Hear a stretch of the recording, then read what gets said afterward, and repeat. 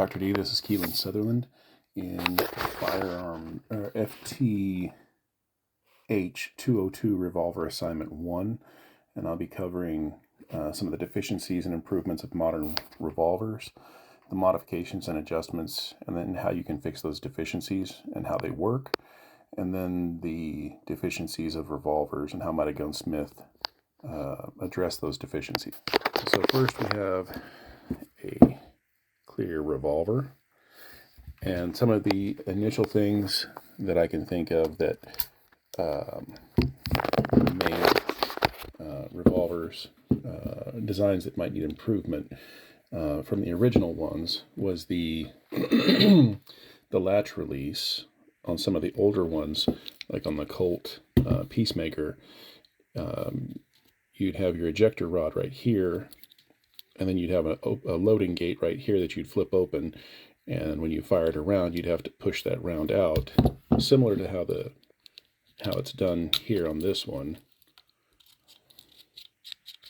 like this. And that was one of the deficiencies that I saw, but they've remedied it with this system here, and you've got your excuse me, your shell extractor here on your cylinder instead of in two different places to accomplish the same task. One of the other things was the cylinder lockup was poor on those revolvers, and you would get misaligned cylinder, either causing it to shave off or shoot the barrel off.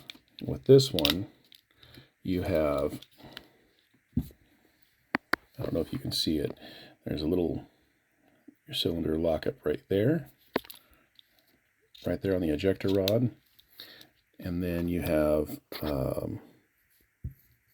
the yoke, which locks it into place consistently. So all those things work together to make it a nicer operating pistol. And then we'll move down to the last one. So you've got, real quick, with the modifications and adjustments that were made to address the deficiencies. I showed those already. And then the deficiencies and how might you address them as a gunsmith.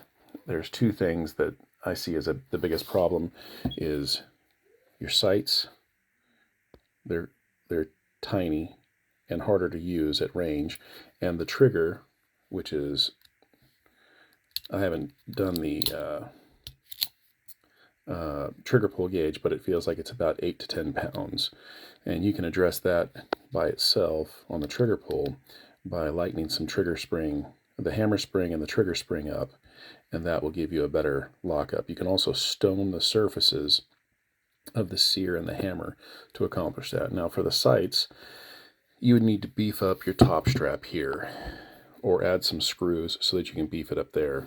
And on this model of revolver, you actually have this roll pin here, so you can add larger sights that are either night sights or big dot sights or whatever kind you want. And so those are the ways that I would make this pistol or address the problems that I see with this pistol. Cylinder lockup is good, triggers okay.